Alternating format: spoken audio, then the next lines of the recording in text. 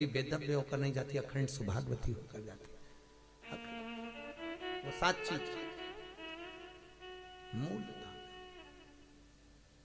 भगवत चित्त का स्मरण करने वाली शंकर स्वयं ऋषिका से कह रहे हैं, तू कर्म का भोग जरूर भोग रही है पर तेरा सात्वित्व की रक्षा स्वयं जगत जननी करेगी, तो चिंता ना करिएगा, तो चिंता बिल्कुल ना करना, स्वयं जगदम्बा करेगी। और आया समय भगवान शिव का जो शिवलिंग, छोटा सा शिवलिंग, बिल्कुल छोटा सा, जिसका पूजन ऋषि का रोज करते। और बहुत ध्यान देना जीजियों, आपसे निवेदन है, आपके घर में जितने पुराने भगवान हैं, ठाकुर जी हैं, देवता हैं, ये सिद्ध हो चुके हैं। कैसे हो गए हैं? सिद्ध। जिस माला से हम जाप करते हैं वो माला हमारी सिद्ध हो जाती है जब जप कर। जिस आसन पर बैठकर हम भगवान की कथा सुनते हैं, जिस आसन पर बैठकर हम भजन करते हैं, जिस आसन पर बैठकर हम स्मरण करते हैं, वो सिद्ध हो जाती है हमारी सिद्धता। बड़ा क्रम है हमारा सिद्धता,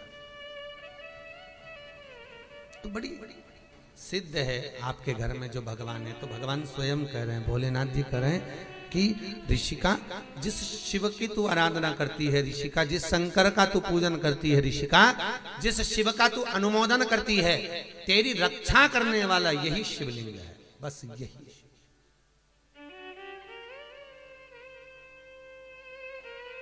वही शिव।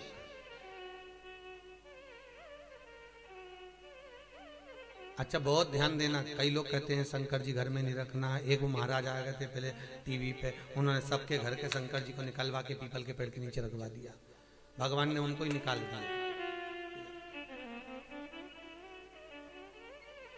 बढ़िया सोफे मोफे पे बैठ के सबको बताते रहते थे। उन्होंने एक दिन शंकर जी को निकला, शंकर जी घर में नहीं होने, सबको निकल, शंकर जी ने उनको निकलवा दिया। ले चल, नहीं,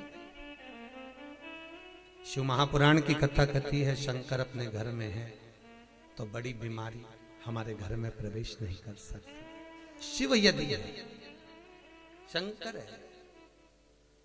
आप लोगों ने कभी वास्तु शास्त्रियों से मिले, वास्तु की जो बताते हैं टिप्स वगैरह, तो वो घर में आपको कहते हैं घर के अंदर जो मंदिर होता है उस मंदिर में शिखर नहीं होना चाहिए। बोलते कि नहीं बोलते? शिखर नहीं होना। क्यों कहते? कभी उन वास्तु शास्त्रियों से पूछा कि मंदिर घर में है तो मंदिर में शिखर क्यों नहीं होना चाहिए? तो वो वास्तु शास्त्री कहेंगे कि घर में अगर शंकर का शिवलिंग है तो शिखर की जरूरत ही नहीं है। अपने घर का आखिरी चोर, जो आखिरी का चोर होगा, वो शिखर का ही काम करेगा और जगत का भी कल्याण करेगा। वो जगत का हित करने वाला शिखर।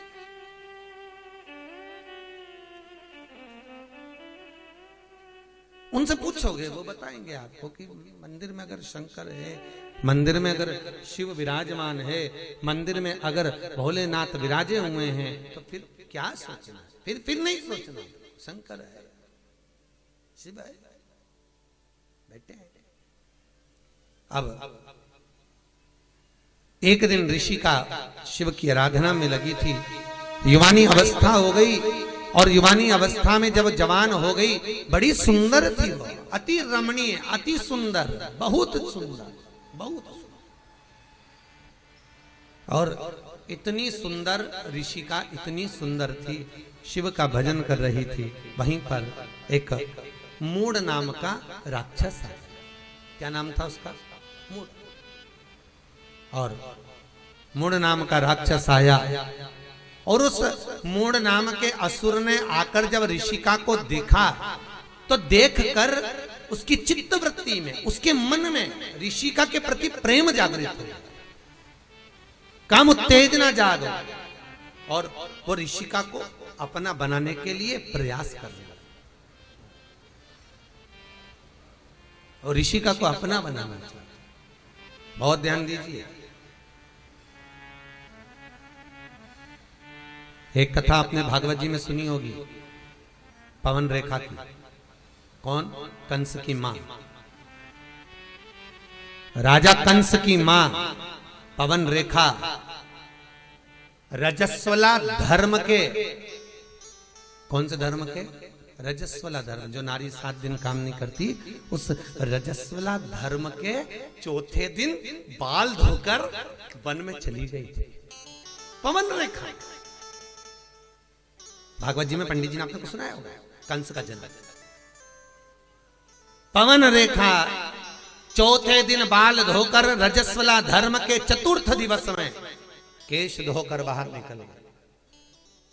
स्त्रियां धोती हैं बाल तीसरे चौथे दिन, केश धो ले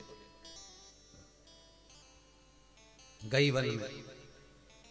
पवन रेखा की सुंदरता को द्रुमलिक नाम के राक्षस ने देख लिया था, बड़ी सुंदर है। और पवन रेखा के पति उग्रसेन जी का रूप रखकर वो द्रुमलिक राक्षस पवन रेखा के घर में चले गया, उन्हीं के साथ रहने लगा और उसी के द्वारा गर्भ ठेर गया पवन रेखा का। जो औलाद पैदा हुई वो कंस जैसी पैदा हुई, राक्षस कंस पैदा, वो द्रुमलिक नाम के राक्षस का संतान। कंस कितने भाई थे? अरे जम के बोलो जरा। कृष्ण कितने भाई थे? नहीं, कृष्ण पूरे कितने थे? 8। कितने थे? 8। 6 तो वो, 7वें नंबर के दाऊद जी और 8वें नंबर के कनिंग। कृष्ण कितने भाई हैं? 8। कंस कितने भाई हैं? 8। कंस कितने भाई हैं? 8। और 8 भाई राजा कंस के स्वयं को मिलाकर जब 8 है, तो जो 7 भाई थे कंस के, वो भगवान की भक्ति में डूबने वाले थे, स्मरण करने वाले थे, दान पुण्य करने वाले थे, नाम कीर्तन करने वाले थे, नाम स्मरण करने वाले थे। कंस के 8 भाई, थोड़ा प्रश्न बढ़ाइए, कंस के 8 सातों के सातों भगवान की भक्ति में डूबने वाले। और जो 8वें नंबर का जो कंस था वो गलत काम करने वाला। तो सबको आश्चर्य हुआ, बात क्या हुई? तब मालूम पड़ा कि पवन रेखा के गर्भ में जो संतान थी वो द्रुमलिक नाम के राक्षस की थी, इसलिए 8वां गर्भ बिगड़ गया, अष्टम गर्भ खराब। 8 तब मालूम पड़ा। अब मूढ़ नाम का असुर राक्षस ऋषिका को अपना बनाना चाहता था, ऋषि का भजन में डूबी हुई थी। बहुत ध्यान देना साहब, राजा श्वेत भजन में डूबे, मृत्यु देवी को भी मरना पड़ा था, यमराज के भी प्राण छूट गए थे महाराज, यमराज के, राजा श्वेत के कारण। और अब स्वयं ऋषिका जब शिव की आराधना में लगी हुई है, ऋषिका जब भगवान शंकर का भजन कर रही है, ऋषिका जब शिव का स्मरण कर रही है, ऋषिका जब शंकर का अनुमोदन कर रही है, और उसी समय पर जो मूढ़ नाम का असुर आया, शंकर का भजन में तो ऋषिका डूबी थी, स्वयं शंभु प्रकट हो गए और शंकर ने प्रकट होकर उस मूढ़ नाम के राक्षस का संहार करा। ऋषि का चरणारविंद का स्मरण करने लगी, प्रभु इस मूढ़ नाम के असुर ने मुझे गलत दृष्टि से देखा है, गलत दृष्टि से देखा। और मूढ़ नाम के असुर ने जब मुझे गलत दृष्टि से देखा है, तो मेरा जीवन शिव आपको समर्पित करने के लिए नहीं रहा, कुछ कृपा करिए। शंकर भगवान ने गंगा जी को बुलाया। गंगा, इस ऋषिका ने जिस शंकर के शिवलिंग की पूजन करी है, वो शिवलिंग नर्मदा जी के तट पर यहां नंदिकेश्वर के नाम से विराजमान होगा। गंगा, तो ऋषिका का कल्याण कर। गंगा मैया स्वयं आई और आकर बैसाख की पूर्णिमा के दिन गंगा जी ने नर्मदा के तट पर नंदिकेश्वर के सामने ऋषिका का ऊपर जब जल वृष्टि करी तो उसका उद्धार कर दिया। उद्धार करा तो ऋषिका ने हाथ जोड़कर निवेदन करा, गंगा मैया मैं भले शिव के धाम चली जाऊं, पर निवेदन आपसे इतना सा है, वर्ष में एक दिन आप नंदिकेश्वर पर आकर स्वयं विराजमान होना। आज भी नर्मदा जी के तट पर नंदिकेश्वर शिव का शिवलिंग है महाराज, शूलपाणेश्वर की झाड़ी के आगे। वहां पर 2 नदी की धार है। कितनी है? 2। एक ये नर्मदा जी बहकर आ रही है और एक नदी ये गंगा का जल है। तो ये जो नर्मदा जी बहकर आ रही हैं ये तो निरंतर बह रही हैं, पर एक नदी का स्थान बना हुआ है, एक नदी का स्थान बना हुआ है। वो नदी साल में केवल एक बार, आप लोगों ने कहीं किसी किसी के व्हाट्सएप पे भी वो आई होगी, नदी का दर्शन करा होगा शायद, अभी बीच में एक बार किसी के व्हाट्सएप पे मैसेज में भी थी। एक नदी तो बह रही गंगा नर्मदा, पर जो दूसरी नदी है गंगा, वो बैसाख की पूर्णिमा के दिन साल में केवल एक बार वो नदी नर्मदा से मिलने के लिए गंगा आज भी आती है, आज भी आती है, केवल एक दिन के लिए, केवल मात्र एक दिन के लिए, वो बैसाख की पूर्णिमा नंदिकेश्वर। लोग कहते हैं महाराज जी शंकर के चमत्कार क्या? हम कहते हैं चमत्कार देखना है तो कभी तुम जाओ बिजली महादेव पर जाकर देखो कि पूरे भारत की भूमि की सबसे पहली बिजली शंकर के शिवलिंग पर मनाली में गिरती है। बिजली महादेव के ऊपर बिजली गिरती है और शंकर के टुकड़े टुकड़े हो जाते हैं, और वहां एक व्यक्ति मक्खन मंकर लाता है और शंकर के टुकड़ों को जोड़ता है, फिर हाथी की सूंड से पांव से भी तोड़वाता तो शिवलिंग नहीं टूटता है। वो बिजली महादेव मनाली में। कभी मौका मिले नंदिकेश्वर जाकर देखिए, नर्मदा के जल के पास में गंगा का जल आज भी बैसाख की पूर्णिमा के दिन मिलने के लिए आता है। प्रति वर्ष एक दिन, मात्र एक दिन, दूसरे दिन नदी फिर सूख जाती है वापिस। कहा नहीं भगवान? नर्मदा नदी शंकर भगवान के, शिव के शरीर के पसीने से बेटी के तुल्य में प्रकट हुई। नर्मदा अमरकंटक से निकली, बड़ी सुंदर जगह है महाराज, कभी मौका मिले जाइए। भगवत चित्त का स्मरण हो।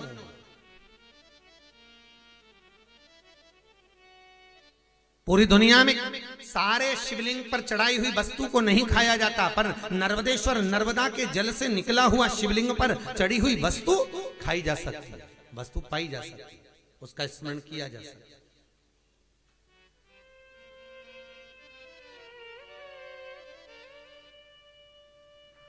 ये उसी में का भाग है, जैसे पान का पत्ता, कौन सा पत्ता? पान। दर्शन करेंगे